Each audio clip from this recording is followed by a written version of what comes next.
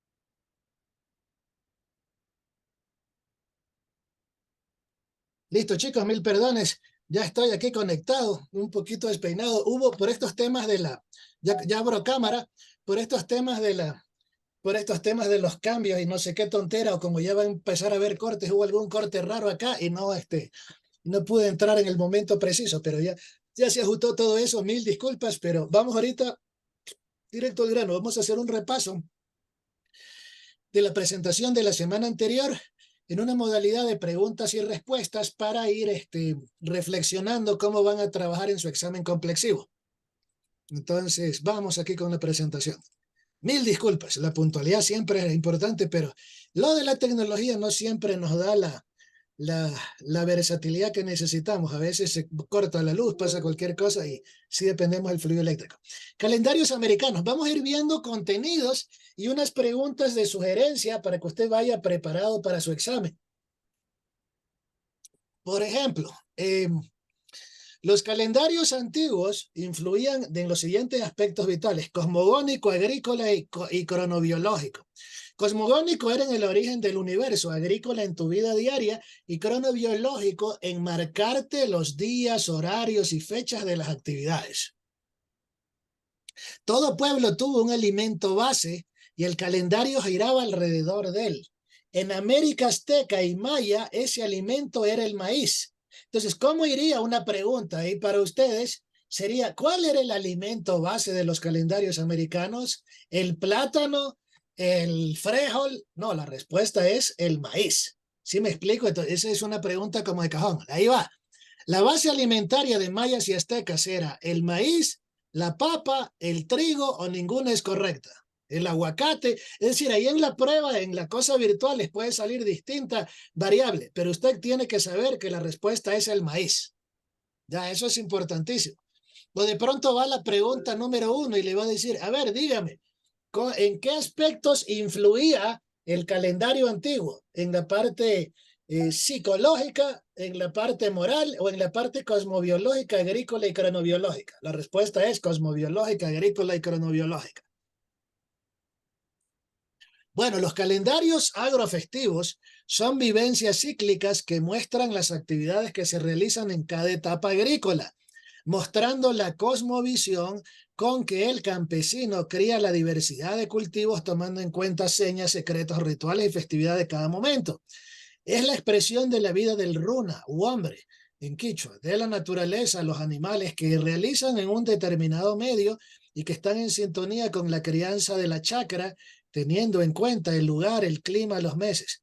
Hay una diversidad de calendarios como los calendarios escolares, religiosos, pesca, comidas, plantas, medicinas, festividades y otros.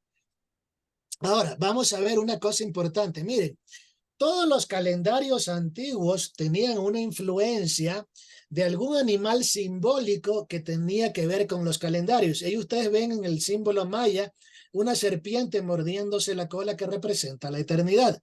Y cuando usted ve la pirámide de Kukulcán, durante el solsticio de invierno, en el borde de la escalinata de esa pirámide escalonada, se ve la silueta de una serpiente.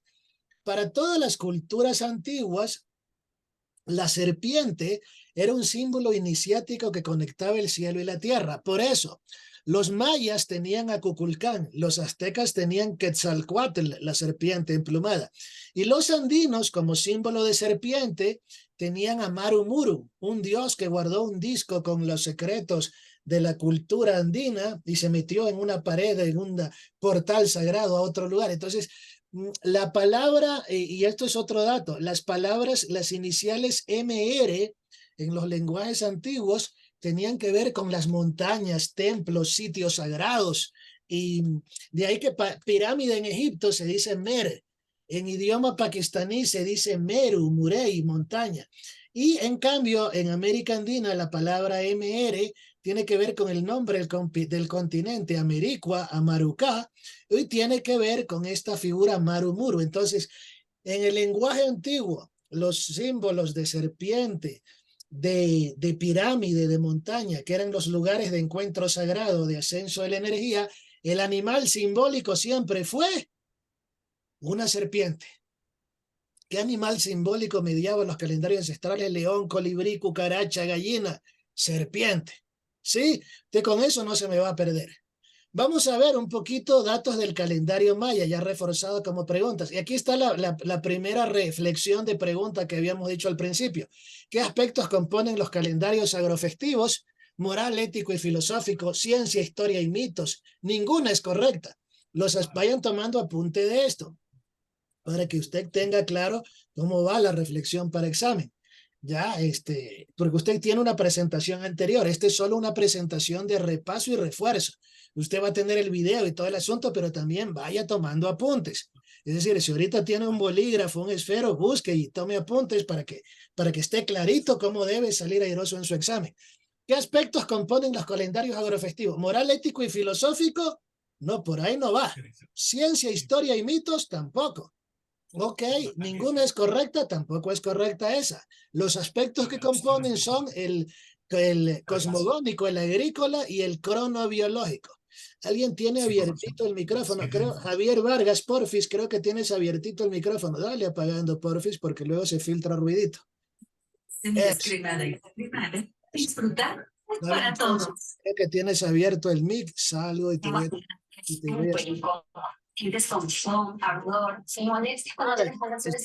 Por ahí se filtraron, por ahí se filtraron los comerciales. Jenny, también estás con el micrófono abierto. Jenny, listo, perdón. Por ahí estabas con los comerciales de algún producto de salud. Siempre atentos a eso. Solo abramos microfonitos cuando tengan preguntas, levanten la mano, porque el Zoom todavía no es una tecnología que filtra los sonidos. Entonces, cuando están más de un micrófono abierto y uno hace ruido, se contamina el audio de la transmisión. Eso. Ya, entonces, ya ahí saben cómo se responde estas, por lo menos, primeras preguntas. Vamos al siguiente. Ya, la casta. Vamos a hablar primero de la casta sacerdotal de la cultura maya. ¿Cómo se llamaba la casta sacerdotal? Los sabios mayas, que eran los gerentes del tiempo. La casta sacerdotal maya, llamada Akin, era poseedora de conocimientos matemáticos y astronómicos que interpretaban, que interpretaba de acuerdo con su cosmovisión religiosa los años que iniciaban los venideros y el destino del hombre. La casta sacerdotal se llamaba Akin. Esa, si yo la planteara como pregunta, ¿cómo se llamaba la casta sacerdotal maya? ¿Se llamaba Guarumbos, se llamaba Sumagumu, Faraón o se llamaba Akin? El nombre era Akin.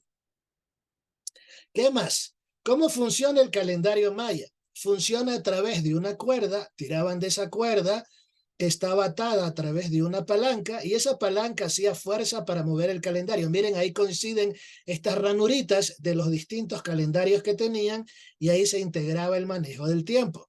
Hace más de 3000 años la civilización maya floreció desde el sureste de México hasta Honduras. Por ahí puede haber la pregunta, ¿y de qué lugares a qué lugares creció la civilización maya? De Jalisco a Guadalajara, de Guayaquil hasta Cuba o de México hasta Honduras. Entonces usted ya va viendo que por ahí puede ir la respuesta. Miren, este dato es interesante a nivel gráfico.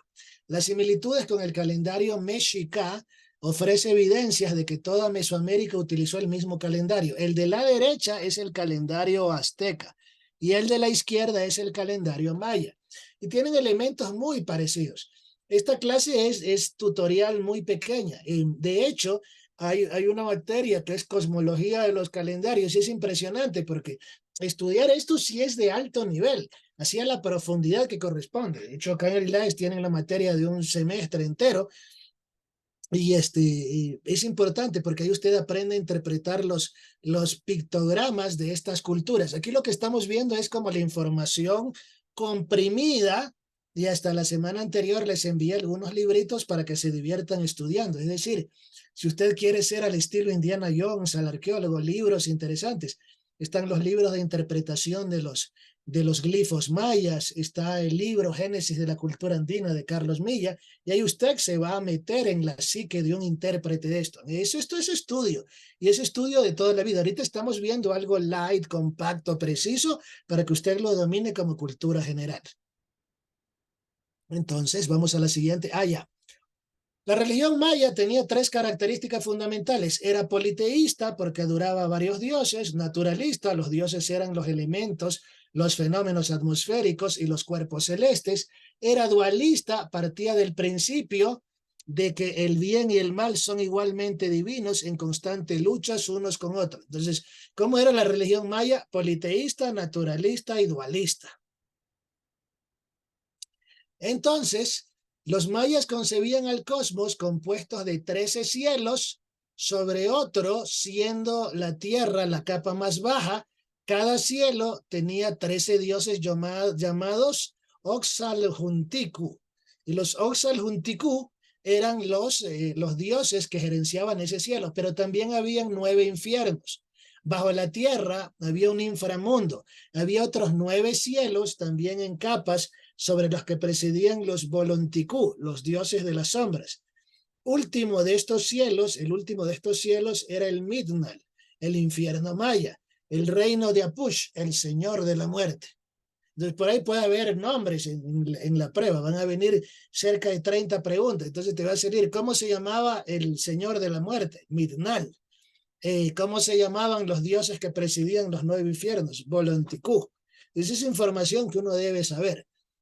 Creían que antes que el suyo habían existido otros mundos destruidos por el diluvio. El mundo actual era sostenido por 4 hermanas guardianes llamados Bacabés, localizados en los 4 puntos cardinales. Es decir, el punto era sostenido por esos semidioses llamados los Bacabés, que representaban los 4 puntos cardinales.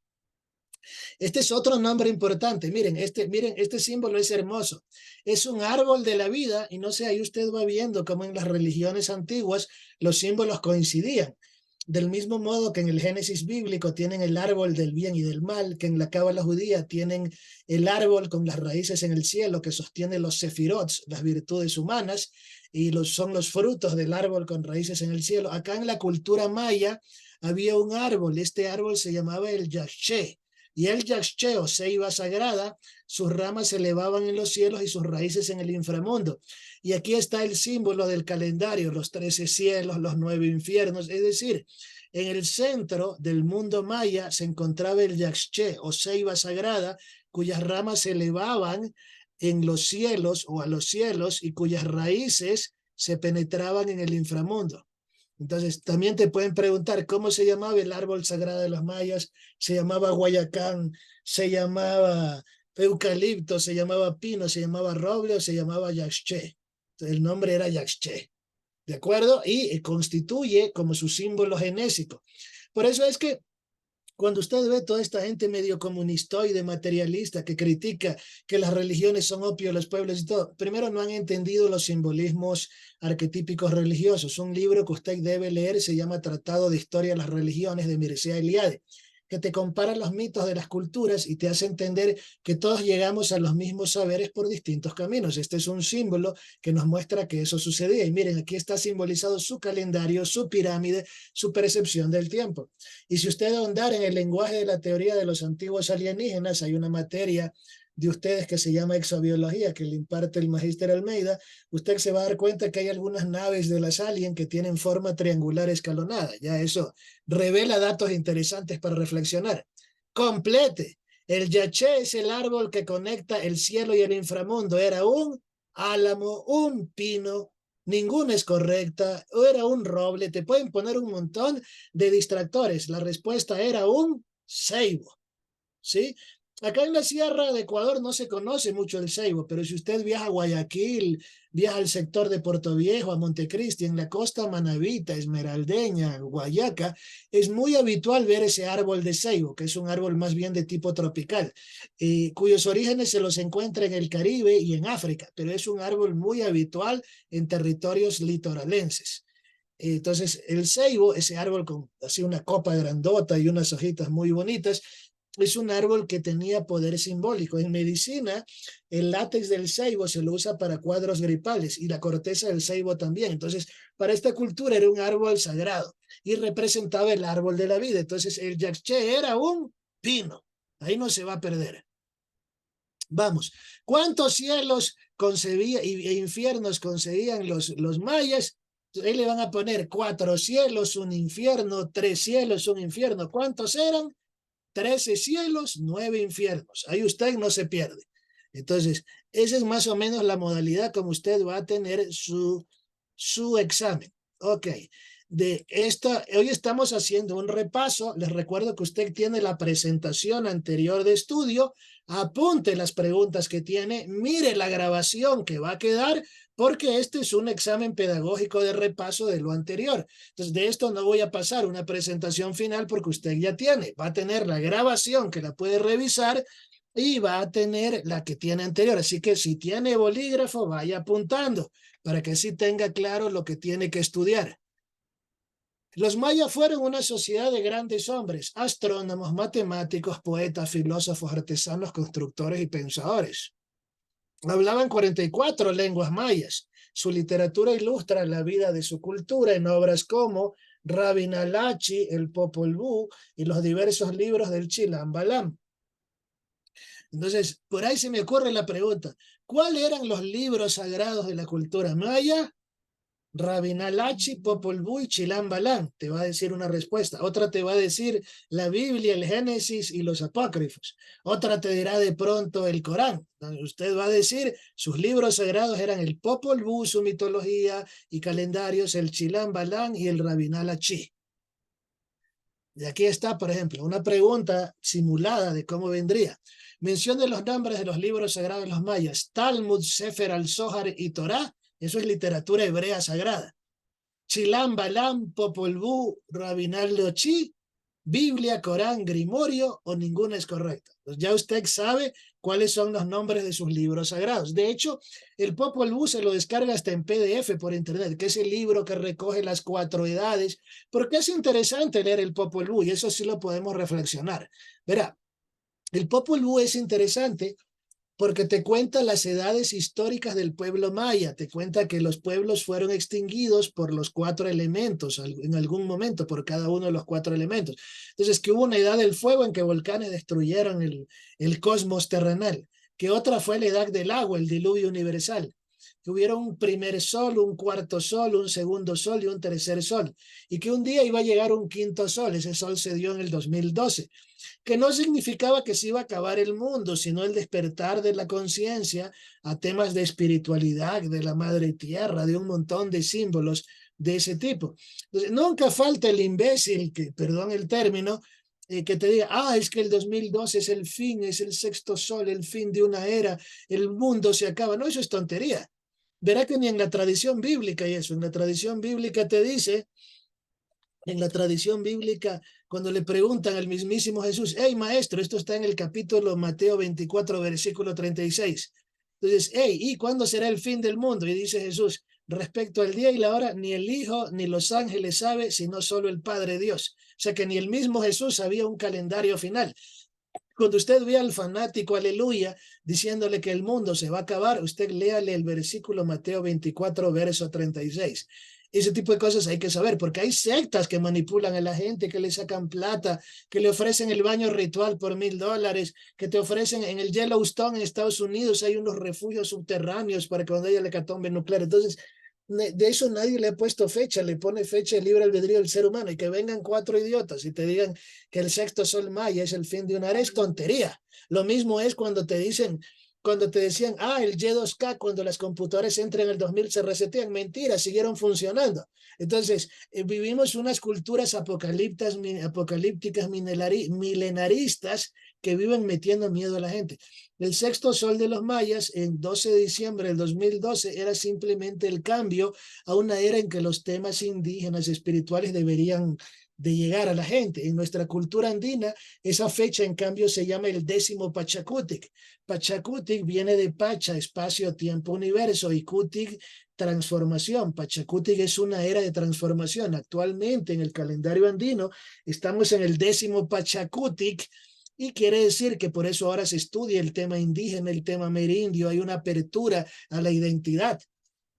Y yo por eso siempre digo, yo siento vergüenza ajena por esos líderes tipo Conaye, tipo Isa, que hacen su actividad política, ya está, por ahí están con sus pueblos, los explotan, manipulan, o qué será con ellos, pero este tipo de personas no conoce su cultura ancestral, porque ellos están metidos en una cosa política que les hará bien, les hará mal. Eso no es tarea nuestra juzgar la vida que tenga el prójimo, Pero qué penoso que las personas deberían exigir que se estudie su identidad histórica. Por lo menos México tiene muy arraigado esto, estudiar la cultura maya y arqueólogos. Acá en Ecuador, salvo Perú, recién nomás se jubiló una señora que era de las eminencias arqueológicas del Ecuador, pero el reconocer esto fortalece la identidad. El reconocer que detrás de ese calendario místico hay una espiritualidad superior, hay el lenguaje de tu alimentación, debería ser parte de nuestra cultura. Pero no, y cuando uno ve esos que se dan de líderes de pueblos, que son unos explotadores o lo que sea, uno como que se queda diciendo, como que necesitamos más educadores del saber ancestral. Entonces, por eso el que se dedique a esto, dedíquese al 100%, estudie, descubra, investigue. Entonces, ya sabemos, el Popol Vuh de los mayas te habla de las edades, del sexto sol, primer sol, segundo sol, pero nunca te habla de nada final. ¿Cómo se llamaban los dioses que presidían los 13 cielos? Oxlajuntecú. Eran los dioses que presidían los 13 cielos, los Oxlajuntecú. Los mayas tomaban los acontecimientos presentes como señales de los dioses, lo que les permitía vislumbrar el futuro. Por eso era tan importante conocer los movimientos del Sol, las estrellas, la Luna y los astros como la Tierra y Venus. En función de sus movimientos es que tuvieron la genialidad de hacer el calendario maya. ¿Qué tipología numérica era el calendario maya? Eso es interesante. Los calendarios grecolatinos son decimales y son docenarios. Ahora, aquí viene una pregunta también reflexiva. ¿Por qué los calendarios son de 12 meses y no de 13? Pudieran ser de 12 meses por 30 días o pudieran ser de 13 meses por 28 días. Porque los pueblos de dinastía solar, tarde o temprano, terminan generando meses de 30 días, meses solares. De cada mes tiene 30 días y me completan 360, más 5 días extras rituales está el 365. Los calendarios femeninos lunares eran de 13 meses por 28 días. Y estos te generaban un año de 364 más un día de descanso ritual. ¿Por qué se cambiaron de los calendarios de 13 meses a los de 12? Porque surgieron las religiones más solares que las religiones lunares. Un ejemplo de esto es la cultura judeo-cristiana. Los hebreos judíos tenían 12 tribus de Israel. El notable maestro Jesús, fundador de la fe cristiana, tenía 12 apóstoles. Entonces, evidentemente, era una religión de tipo solar. Ojo, aquí no estoy diciendo, porque siempre, nunca falta el torcidito en la cabeza que busca machismo, patriarcado falocéntrico en las construcciones religiosas de la antigüedad. Esas categorías de machismo y feminismo son recién del siglo XX, XIX. Lo que había era una cultura orientada con determinado modelo de vida. Y por eso es que en estas culturas se genera la fobia al 13, sobre todo en los anglosajones, la triquidecafobia. Y por eso es que el viernes 13, martes 13, pero los anglosajones tienen miedo. En los edificios neoyorquinos antiguos, allá en la Gran Manzana en New York, hay el piso 13A, el 13B, y de ahí se van al 14, perdón, el 12A, 12B, y se van al 14, nunca tienen el 13, entonces tienen ya sus supersticiones particulares. Pero es mucho por eso. En la última cena eran Jesús y 12 apóstoles, fueron 13. Cuando se quedó varada la nave espacial se llamaba Apolo 13. Entonces, por ejemplo, los islámicos hacen sus ataques terroristas el 11 de marzo, el 11 de septiembre, en España 11 de marzo, en Estados Unidos 11 de septiembre. Entonces, si alguna cultura hiciera superstición del 11, el de mala suerte sería el 11. Las supersticiones viene del latín superstatuens, que es quedarte, estacionarte en una creencia atrasada. Entonces, hay mucha superstición y no confundir superstición con lo que es lógico o científico en una expresión calendárica. Entonces, perdón, déjenme ajustar aquí imagen, que algo se me fue de la imagen. Estábamos aquí. A ver, un ratito, me retrocedí a una página que no era. Por acá era. Eso era importante, verá. El número 12, en las culturas antiguas, el 12 marcaba su calendario vital y en las solares y su calendario comercial. Por eso usted compra los huevos en docenas. ¿Me explico? Pero las culturas antiguas, sobre todo La griega era una cultura decimal, se cambiaba siempre del 1 al 10, luego 11, 12, 13, 17, 18, 9, 20, y ahí se iba bajando en decimales. La cultura en cambio, de los babilonios era sexagesimal. Por eso cuando el apóstol Juan pone en el libro sagrado de los cristianos, la Biblia, que el número de la bestia es 666, para mí el número de la bestia es 5, no sé cuál será el del Partido Nuevo, todos los políticos son bestias al final. Entonces, el famoso número de la bestia, que era el 666, para ellos representaba volver a la esclavitud sexagesimal de los babilonios. Ya, entonces, ahí le dan interpretaciones de todos los colores, que si el 666 es la ONU, dicen los testigos de Jehová, que los adventistas del séptimo día dicen que es el Vaticano, y ahí todo el mundo busca su propio 666. Pero el símbolo del apóstol Juan era regresar a la barbarie del imperio Babilonia, el culto sexagesimal. Entonces, pero el calendario de los mayas era vigesimal, era con números de a 20. No era ni decimal de a 10, no era ni sexagesimal de a 6 o de 60, era vigesimal de 20. ¿Qué tipología numérica era el calendario maya? Vigesimal, eso no se pierda. ¿Cuántas cuentas tenía el calendario maya? El calendario maya tenía 3 calendarios. Un calendario que era de la vida diaria, un calendario que era de los hechos sagrados y un calendario extra. Ya vamos a ver ese dato. Entonces, cuando le pregunten cuántos tipos de calendario tenía o cuántas cuentas calendáricas tenían los mayas, eran 3. Aquí está lo del tema vigesimal, de los números en 20. Inclusive la manera de contar de los mayas está relacionada con el tiempo, pues utilizan un sistema vigesimal en lugar de uno decimal. De acuerdo con el sistema vigesimal, el número 25 arábigo se representa de la siguiente manera, 0,0001.5. Al igual que el sistema decimal, las unidades van a la derecha y a cada posición a la izquierda equivale a un múltiplo de 10. Miren cómo llevan las cuentas numéricas aquí, con puntitos, con una concha que es el 0. El sistema maya es igual a la posición equivale al múltiplo de 20. Calendario maya, 3 cuentas del tiempo, diferentes y complementarias. Estos son los 3 calendarios sagrados.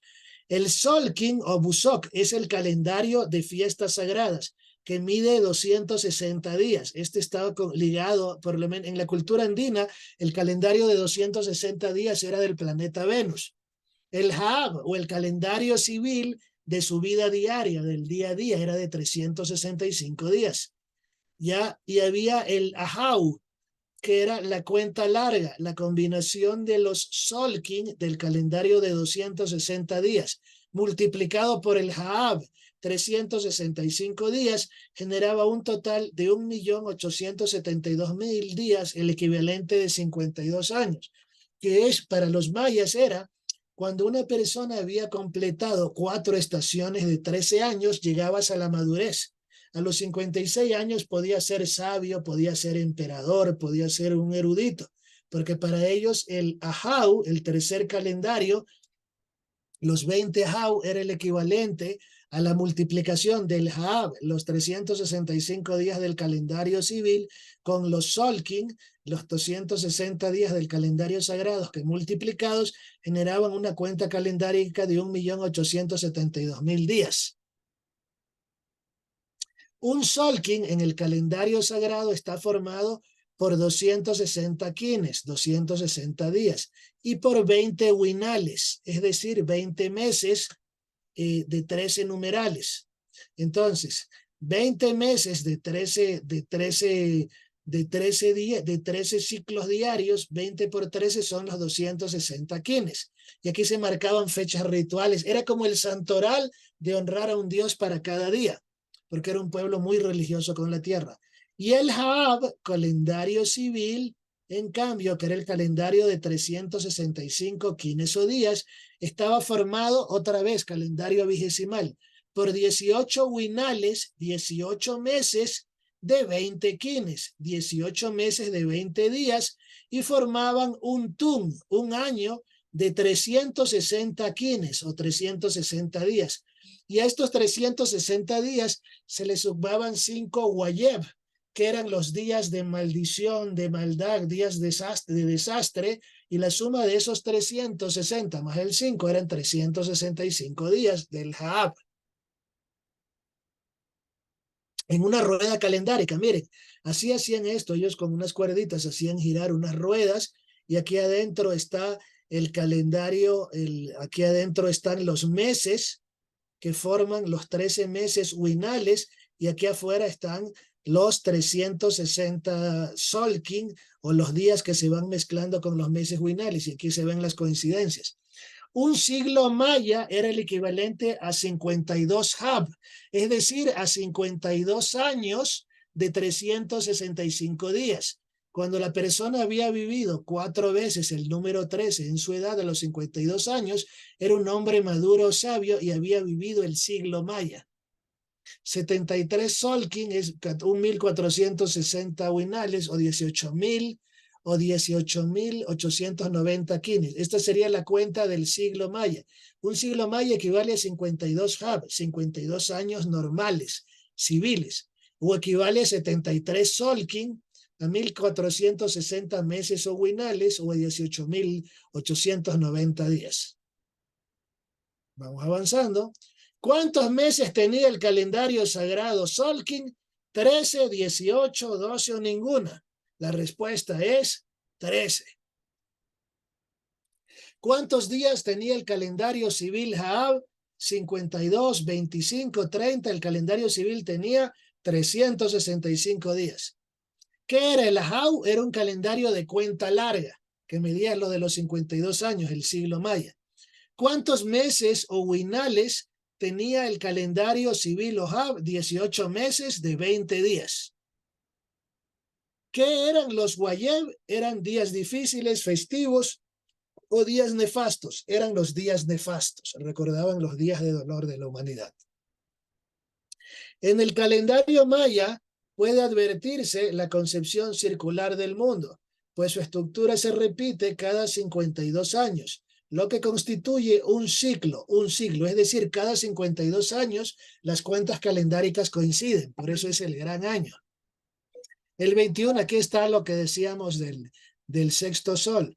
El 21 de diciembre del 2012, en nuestro actual calendario gregoriano, el sistema calendario maya conocido como cuenta larga retorna a cero para reiniciar otra vez los 1.872.000 días, es decir, 5.125.036 años.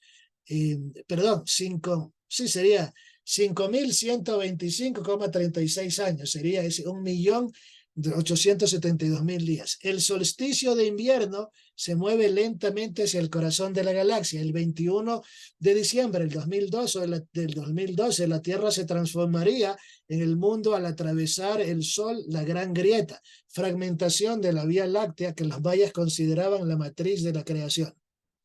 Pregunta, ¿cuántos días tiene el calendario Xihuitil solar azteca? Ya vamos a ver esa parte por acá. Vamos a la rueda calendárica.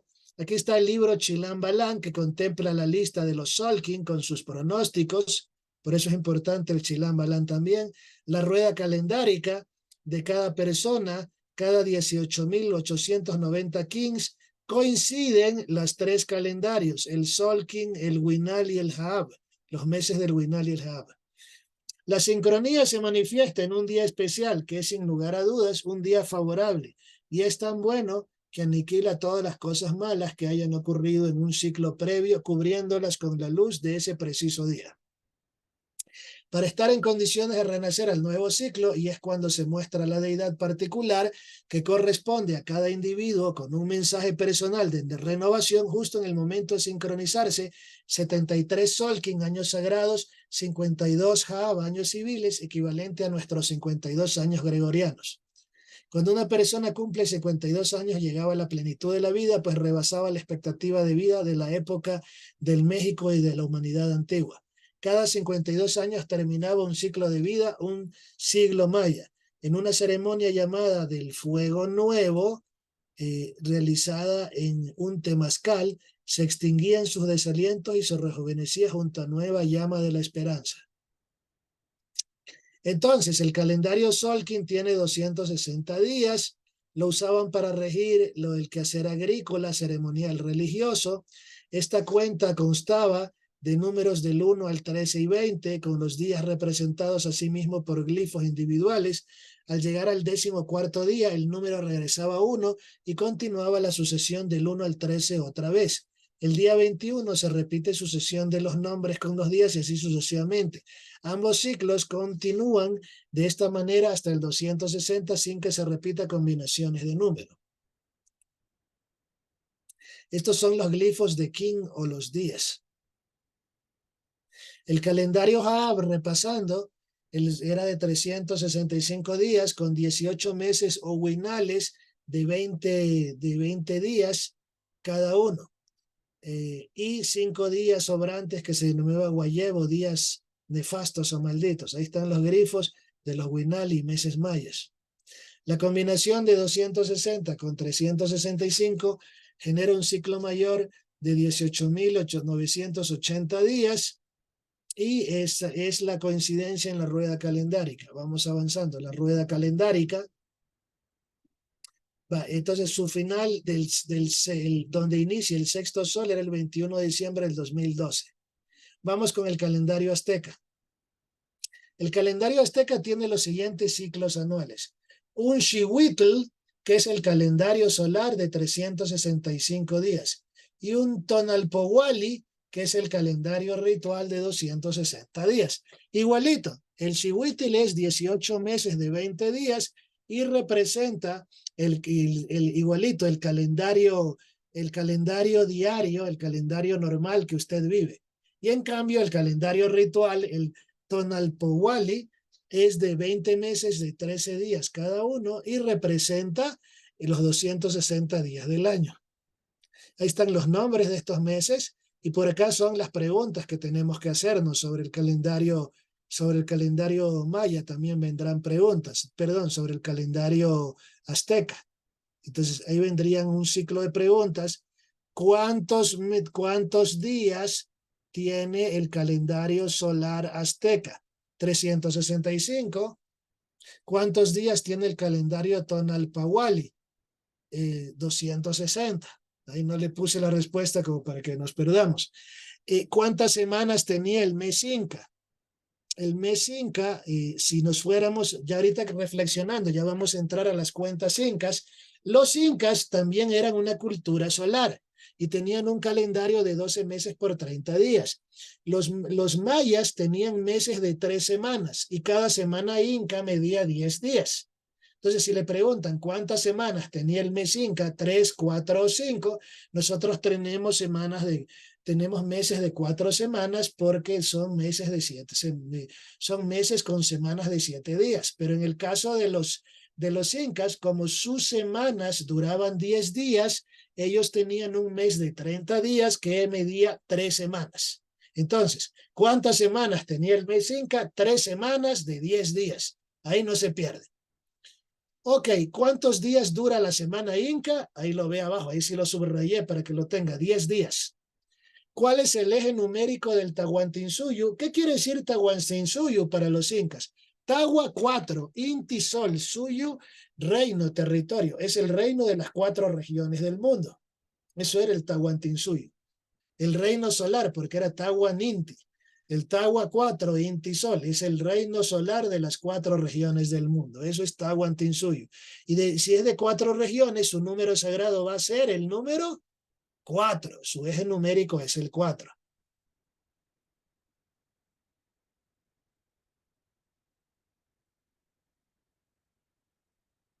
Vamos a la cultura, ya vimos de los aztecas, así medio express. Vamos en el calendario inca. Partiendo de la observación del sol y la luna, el calendario inca en un principio comenzaba con la luna nueva de enero, luego Pachacuti Inca Yupanqui desvió el inicio del año, el mes de diciembre, con el solsticio de verano. De esta forma, este anuario constaba de 12 meses de 30 días cada uno. A su vez, cada mes tenía 3 semanas de 10 días, resultando el año Owata de 360 días, más 5 días rituales. La fiesta más importante, evidentemente, son los Raimis, ¿de acuerdo? De esta forma, el primer semestre comenzaba con Capac Raimi, un mes donde ejecutaban danzas, cantos religiosos y ofrendas de oro y plata, acompañado de sacrificios de niños y camélidos. Seguidamente, Uchucpocoy, enero, era el tiempo del crecimiento del maíz. En esta página de su monográfico está resumido todo el calendario inca. Uchucpocoy era enero, era el tiempo del crecimiento del maíz. Luego viene el Paucarvaray o Paucarraimi, que era el tiempo del crecimiento del maíz y perdón, que era el tiempo en que se establecía la maduración de la siembra. Y la forma de celebrar era mojando la frente. El chico indígena mojaba la frente con un cuenco de agua diciendo que ya había comenzado la maduración del sembrío. Más tarde, en la época de la colonia, esa costumbre de mojar la frente, tomaban la cera de las velas, ahí colocaban agua y le lanzaban agua a las chicas que no le hacían caso, y luego que por ahí surgió con los años esa costumbre fea de mojarnos como animalitos en los carnavales. Luego viene el mes de marzo, que se llama Pachapucuy. Pachapucuy es el periodo de la preparación para la cosecha de sacrificación de llamas negras. De hecho, ¿por qué me concentro en esta página? Porque todas las preguntas que le abren, ¿cómo se llama el mes de los muertos? Ayamarca, que es donde se sacaba a pasear a los difuntos y se les daba de comer la famosa, el potaje que hoy se conoce como colada morada. Como a la iglesia le pareció muy macabro, y yo entiendo que a cualquiera de nosotros parecería así, sacar a pasear el cuerpo momificado para ponerle la comida que le gustaba, y decidieron cambiar eso por la guagua de pan, y ya con los años se gestó esa costumbre. Entonces, en el Pachapucuy marzo era el periodo de preparación para la cosecha, se sacrificaban llamas negras. En el Inca Raimi, en abril, significaba la temporada de cosecha y grandes celebraciones. Y Aymoray, mayo, un ciclo destinado a secar al maíz para ser almacenado. Por otra parte, el segundo semestre del calendario Inca se iniciaba con el Inti Raymi, junio, predestinado a la recolección de la papa. Consecutivamente, el Chakra Conacuy, en julio se preparaban las tierras, y el Chakra Yapuy, Quilla, agosto, era el mes de la siembra junto a las actividades con comidas y bebidas. En Coya Raimi o Quilla, Coya Raimi era septiembre, se realizaban ceremonias para que las aguas fecundaran la tierra, y era la época en que se reunían mujeres. Este era el calendario, el ciclo de calendario de septiembre, el Quilla Coya Raimi, lunar, Quilla luna, Coya Raimi, la fiesta de la señora Luna, Raimi fiesta, Coya dama. Entonces el Quilla Coya Raimi era donde se reunían las sacerdotisas mujeres, intercambiaban regalos, alimentos, recetas de comida, secretos de curación, herbolario, sabiduría femenina. Luego venía el Uma Raimi, octubre, donde el Uma Raimi, el hombre de la fiesta, con unos penachos danzaba salvajemente para ahuyentar a los pájaros de los cultivos. Y luego, cuando los religiosos de la época medieval, cristianos, vieron esto, le pusieron a este personaje el diablo Uma. El Ayamarca o Quilla o fiesta lunar de los difuntos se formaba con el culto a los antepasados. Y el gran mes de diciembre se llamaba Pauca Raimi, era el último Raimi del año. El mes de diciembre se llamaba Pauca Raimi, era el último mes del año. Es decir, este Capac Raimi o Pauca Raimi era el diciembre donde comenzaba el año de los incas. En esta página está resumido todo. Ahí está, la cultura andina era regida por el simbolismo de la Cruz del Sur. Ok, los cronistas tenían las culturas antiguas que dominaban el número 8, manejaban calendarios. Los quipus se manejaban en números con cifras de 8. Aquí hay un calendario de Garcilaso de la Vega, donde se veían unos montículos en el antiguo territorio inca. Miren, en las cerámicas Jamacuá, que esto es investigación arqueológica mía, hay dentro de cada orificio, hay para medir las eras de la historia. La cultura tolita, que dominó el platino a 1300 grados, ni con tecnología láser hacen las máscaras de platino de ahora. Si hasta los de alienígenas ancestrales, Jordi Yosúcalos, el periodista de la serie Alienígenas Ancestrales de History, estuvo por acá investigando cómo hicieron pues este pueblo para dominar el platino. Miren, esto es algo, les recomiendo, vayan al Museo de la U Católica y ahí tienen unas reliquias de la cultura latonita. Esto de aquí parece el casco de un motorizado, de un astronauta, pero estamos hablando de mucho antes de Cristo, donde no había esa tecnología. Miren el tipo de tecnología que ellos tenían. Los talitas fueron los primeros en el mundo en trabajar el platino, las representaciones en cerámica, orfebrería, adoraban a grandes seres míticos, dioses poderosos en forma de felinos, serpientes, simios, sapos, distintas representaciones y los representaban en joyas. Miren, aquí está un análisis calendárico y aquí hay una comparación del dios Huiracocha con los símbolos que están en el calendario, en este disco solar que fue años el símbolo del Banco Central. El calendario agrícola tiene 3 características. Tiene que trabajar con las huacas, comunidades, con los humanos y con la naturaleza. Tiene su elemento festivo, su elemento ritual.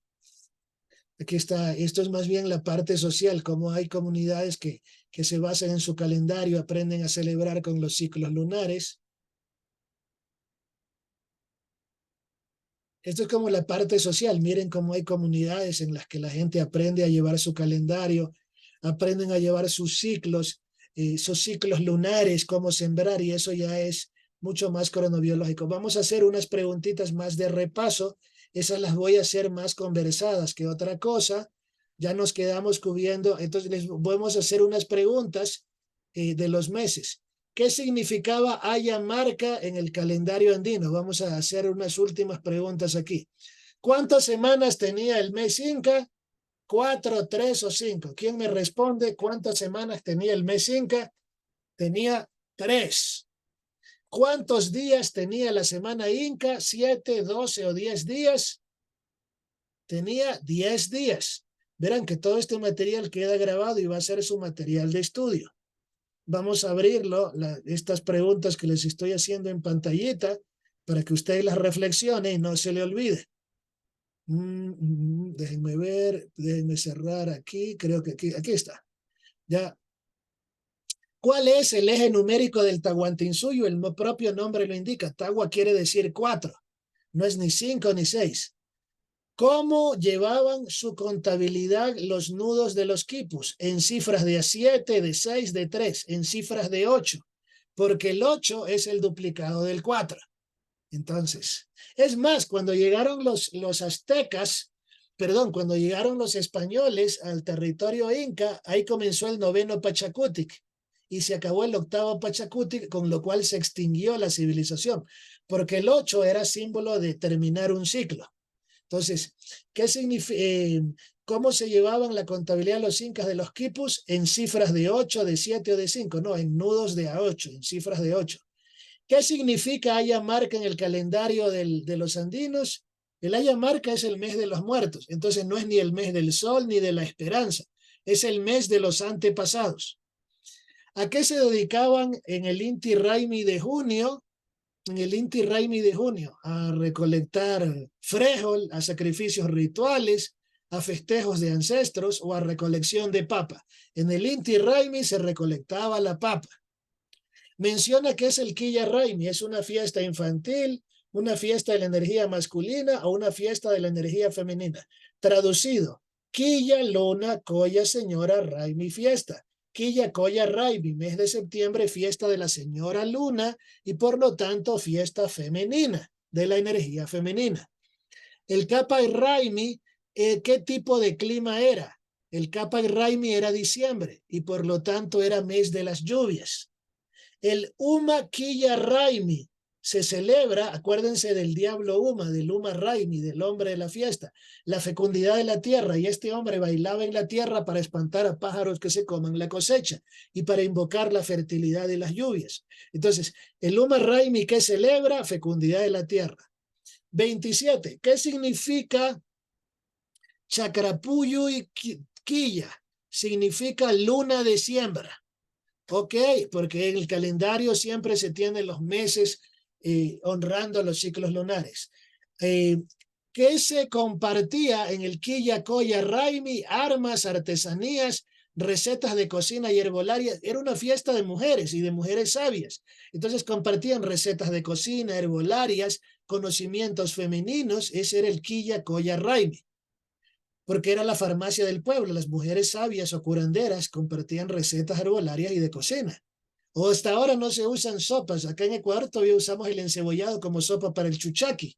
O un locrito, el delicioso locrito de papa, lo usamos para calentar la pancita y calentar al cuerpo en épocas de frío. Entonces, ese tipo de saberes compartían. La canela para la gripe. Es decir, en la fiesta Quilla Coya Raimi era de la sabiduría herbolaria de las mujeres.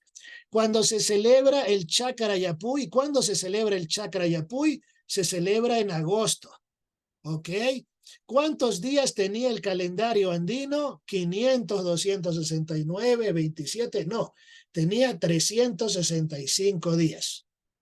Entonces, hemos completado un repaso general de las preguntas que va a tener en el examen. Revise este video. Yo hoy en la noche, cuando ya esté grabado, se lo paso al Magíster Almeida y usted le pide el video y antes del examen complexivo repasa lo que va a dar esa pruebita complexiva. Son alrededor de 30 preguntas, son parecidas a estas y usted ya hizo un repaso global de la materia y ya puede dar su examen complexivo. ¿Tienen preguntas, dudas o comentarios? Si no, con esto ya cerramos esta tutoría. Y básicamente esto dura el tiempo que le sirve a usted repasar para comenzar. Entonces, no hay preguntas, no hay dudas. Muchísimas gracias a todos los presentes, a Javier Vargas, a Jenny Pilaquinga, a Maricel Saray, a Paula Albán, a Raúl Martínez, a Rocío Molina y a Stalin Azimbaya.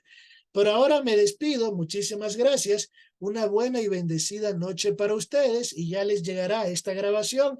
Se la pasaré al Magíster Almeida, él la subirá al canal respectivo y les pasará el link.